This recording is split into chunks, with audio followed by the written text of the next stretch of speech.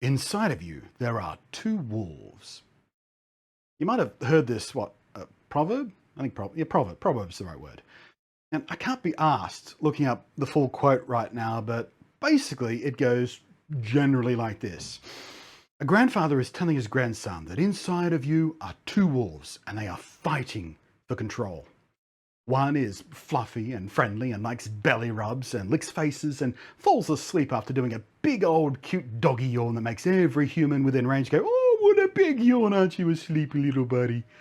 The other wolf is a complete dickhammer who bites anything that moves, pisses on anything that doesn't move, and kills rabbits for fun and then humps their corpses just to watch people freak out a little bit because that's just the type of wolf he is.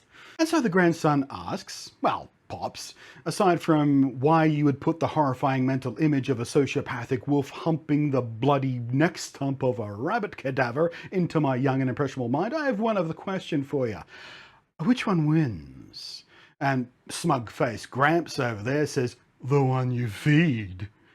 So the point is that if you dwell on, indulge in, or feed into your darkest and more violent and selfish desires, then that wolf wins, and then you only have one wolf inside you, and a rotting corpse of another wolf, and a hauntingly ragged bunny-shaped fleshlight. But if you focus on feeding the fluffy, nap-loving peace and kindness and lovey pupper, then that fluff monster wins, and that's the kind of doggo steering your heartship around. It's a proverb, so it's oversimplified and dumbed down enough for the average dimwit to think a little introspectively about themselves and how they're treating other people and how repeated patterns of behavior become reinforced and harder to break free of over time if we keep indulging in that kind of behavior. One option is good, one option is bad. But it's also really, really wrong to describe anything about us inside that way. There are not two wolves inside you. That's ridiculous. That's absurd.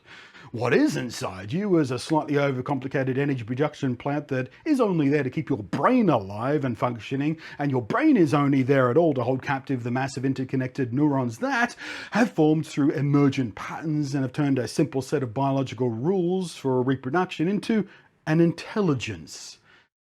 You are inside you. You are a ghost puppeteering a skeleton strung together with meat and sinew, fed by an endlessly churning bioreactor that turns other living things into skeleton puppet power. And now you know why, if you ever see me staring at my hands and my face goes a little bit blank and you might see a small flash of existential horror dance briefly through my eyes as they glaze over in the overwhelming horror of this ridiculous but undeniable fact of human existence. Or is that just me?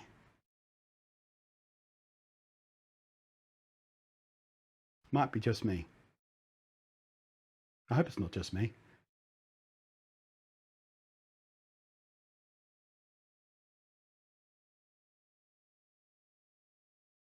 I'm a ghost puppeteering a skeleton covered in meat, and it weirds me out.